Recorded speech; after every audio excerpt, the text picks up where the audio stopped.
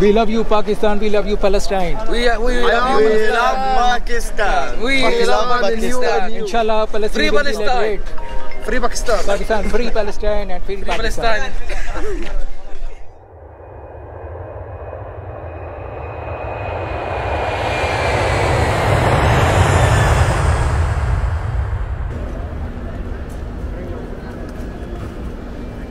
इस वक्त मैं इस्लामाबाद के इंटरनेशनल एयरपोर्ट पे मौजूद हूँ, जहाँ से मैं रवाना हो रहा हूँ सरज़मीन मुक़द्दस के लिए, जहाँ पे मुसलमानों का क़िबला अव्वल है। यानी कि मैं बात कर रहा हूँ अल-क़ुद्स, यरूशलेम, फ़लस्तीन और इसराइल की। मैं तकरीबन 2 साल से प्लान कर रहा था इस सफ़र के लिए, लेकिन पहले कोरोना आ गया तो उस वजह से जो है वो प्लान बन नहीं पाया। और अब मौका मिल रहा है वहाँ पे जाने का, क्योंकि कोरोना वायरस का है वो भी इशू तकरीबन ख़त्म हो गया है और इसराइल ने जो पहले बॉर्डर्स पे सख्तियाँ लगाई थी वो भी कम हो गई है। तो मैंने इस मौके को गनीमत जाना और फ़ौरन अपने इस सफ़र को प्लान कर लिया और इंशाअल्लाह ताला मैं यहाँ से इत्तेहाद एयरवेज़ की फ़्लाइट से अबू धाबी के लिए रवाना होऊंगा और फिर अबू धाबी से मेरी कनेक्टिंग फ़्लाइट होगी तल अवीव के लिए, जहाँ मैं फ़ाइनली बिन गुरियन इंटरनेशनल एयरपोर्ट पर दिन के तकरीबन 11-12 बजे लैंड कर लूँगा।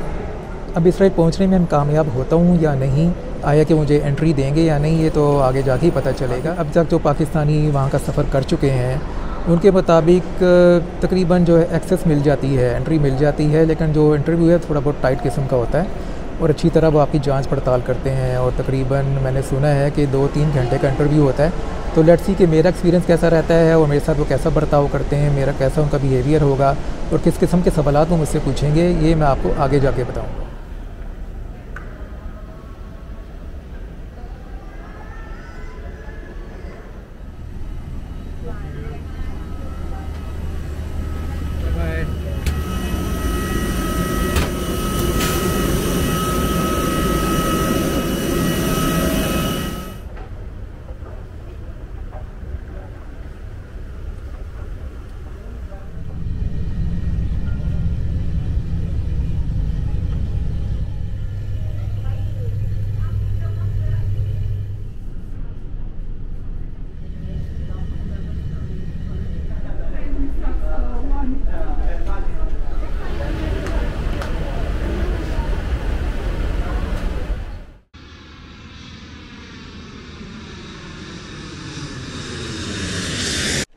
अंबिया की सरज़मीन अल-क़ुद्स यरूशलेम से आप सबको खुश आमदीद। Welcome to the land of the profits. حضن اليسوع محمدا ودم السماء توقد يتلوك أنت الفداء ولك الفداء خاب الذين على المدى خلوك ستثور بك الأباء وتموت بك الطغاة وتعود لك الحياة। यरूशलेम के 2 अल्फाज हैं, जीरू एंड शालोम। शालोम इब्रानी ज़बान का लफ्ज़ है जिसका मतलब है पीस, अमन, शांति। जिस तरह अरबी में सलाम है इसी तरह इब्रानी में शालोम है। तो जीरू का मतलब है शहर, जगह, तो इसका मतलब बनता है अमन का शहर। लेकिन इस शहर की बदकिस्मती रही है कि अमन के नाम पर कायम होने वाले शहर में हमेशा खून रेज़ी रही। इस ज़मीन पे कब्ज़े की जंग रही। मुसलमान, मसीही, यहूदी, रोमन्स, बेबीलोनियंस, पर्शियंस, ये सब जो हैं आपस में इस शहर पे कब्ज़े की जंग के लिए लड़ते रहे। تدور في أروقة المعابد تعانق الكنائس القديمة وتمسح الحزن عن المساجد يا ليلة الإسراء। और शहर की गलियों ने बहुत खून रेज़ी देखी है। इसकी गलियों और बाज़ारों में खून की नदियाँ बहीं, एक दूसरे का कत्ल आम हुआ। ख़ास तौर पर जब सलीबी यहाँ पे आए तो उन्होंने यहाँ पे बहुत ज़्यादा कत्ल गारत की थी, जो कि इनके हिस्टोरियंस भी बताते हैं कि कत्ल गारत इतनी ज़्यादा थी कि उन्होंने मुसलमानों के साथ साथ यहाँ के जो क्रिश्चियन भी थे ना, लोकल क्रिश्चियंस जो दूसरे सेक्ट से ताल्लुक़ रखते थे, उनका भी कत्ल किया और यहूदियों को भी मारा। इस वक्त मैं बाब दमिश्क के सामने बैठा हुआ हूँ, जो कि शहर कदीम का एक सबसे मशहूर और बड़ा दरवाज़ा है। वैसे तो इसके और भी दरवाज़े हैं, लेकिन ये जो सबसे बड़ा दरवाज़ा है और सबसे मशहूर भी है, और यहीं से गुज़र के आप मुसलमानों के मोहल्ले में जाके दाखिल होते हैं। और यहाँ पे मैं आपको ये भी बताता चलूँ कि शहर कदीम 4 हिस्सों पर मुश्तमिल है: Muslim quarters, Christian quarters, Jewish quarter और आर्मीनियन क्वार्टर। आर्मीनियन भी बेसिकली क्रिश्चियंस ही हैं, तो क्रिश्चियंस के हो गए 2 मोहल्ले, एक जूइश का और एक मुसलमानों का। सबसे बड़ा वैसे मुसलमानों का ही मोहल्ला है और आबादी भी सबसे ज़्यादा उसी की है। माई बैरक, माई बैरक।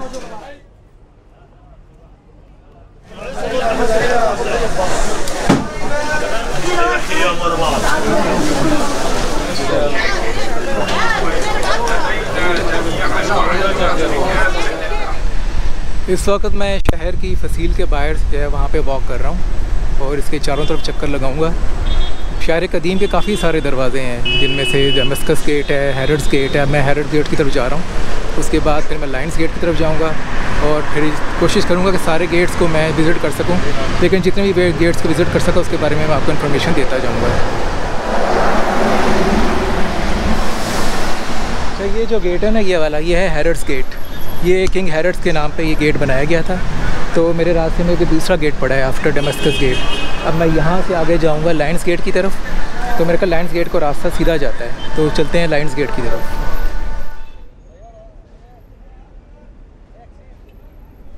एक वक्त होगा जब इस फसील के बाहर घोड़े बांधे जाते होंगे, लेकिन आज यहाँ पे जदीद किस्म की गाड़ियाँ हैं वो पार्क हुई हुई हैं। ये जो आप गेट देख रहे हैं लाइन्स गेट, और इसके बिल्कुल सामने है मुसलमानों का सबसे पुराना कब्रिस्तान बाबुर रहमा। यहाँ पे 2 सहाबा कराम की कब्रें मौजूद हैं। तो मैं इस कब्रिस्तान के अंदर जा रहा हूँ और आपको जगह दिखाता हूँ उन 2 सहाबा कराम की कब्रें। حضن اليسوع محمدا ودم السماء توقد يتلو। ये रास्ता है जो उनकी कब्र की जानिब जाता है। ولك الفداء خاب الذين على المدى خلوك। ये रास्ता है, स्टेयर्स बनी हुई हैं यहाँ पे। وتعود لك الحياة। इस वक्त मैं साहबी रसूल उबादा बिन सामित के कब्र के सामने मौजूद हूँ। ये अंसारी और बदरी सहाबी हैं और ये अपने वक्त के मुफ्ती और जज भी थे। 3 गेट्स मैं आपको दिखा चुका हूँ और अब मैं जा रहा हूँ चौथे गेट की तरफ, जिसे कहते हैं गोल्डन गेट। ये गेट बाकी गेट से इसलिए मुनफरिद है कि इसको सील्ड किया गया है, मुकम्मल तौर पे सील हुआ हुआ है। इस पर ब्रिक्स लगी हुई हैं, बड़े बड़े ब्लॉक्स लगे हुए हैं, और इसको गालिबन सलाहुद्दीन अयूबी के दौर में सील कर दिया गया था, क्योंकि जितनी भी जो फ़ौजें होती थी, सलीबी फ़ौजें, वो इसी गेट के रास्ते जो हैं वो अंदर दाखिल होती थी और फिर वहाँ पे जाके लूट मार और किस्म की काम करती थी। तो सलाहुद्दीन ने इस गेट को मुकम्मल तौर पे सील करा दिया था ताकि मुस्तकबिल में कोई फ़ौज यहाँ से अंदर दाखिल ना हो सके।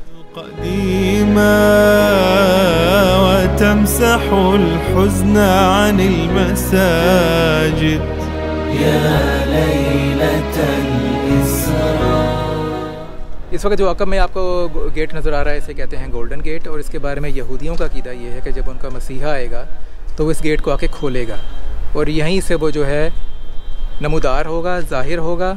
और इस गेट के बिल्कुल सामने आप देखेंगे यहूदियों की कब्रें हैं। वो जो आप सामने देख रहे हैं ना, सब ये यहूदियों की कब्रें, ऊपर चट्टान तक, ऊपर पहाड़ी पे आप जितनी भी कब्रें देख रहे हैं, पहाड़ी से लेकर ये नीचे तक मैदान तक, ये सारी यहूदियों की कब्रें हैं। और इन कब्रों का जो रुख है ना, बिल्कुल इस गेट की तरफ है, गोल्डन गेट की तरफ। तो यहूदी जिसे अपना मसीहा कहते हैं, वो मुसलमानों के नज़दीक उसका नाम दज्जाल होगा। तो दज्जाल की क़यादत में सारे यहूदी लड़ेंगे और दूसरी तरफ होगी हज़रत ईसा अलैहिस्सलाम की फ़ौज।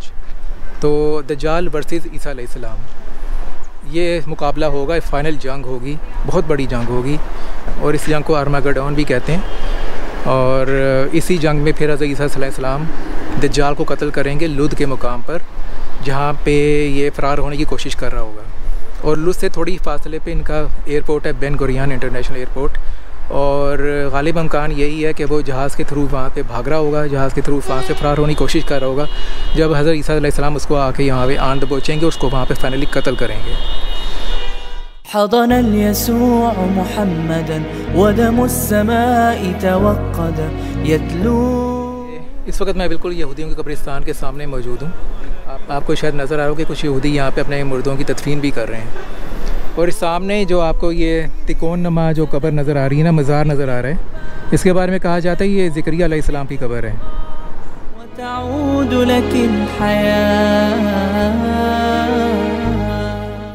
इस कब्रिस्तान में यहूदियों के लिए दफन होना इतने बस की बात नहीं है, क्योंकि यहाँ पे कब्र की कीमत बहुत ज़्यादा है।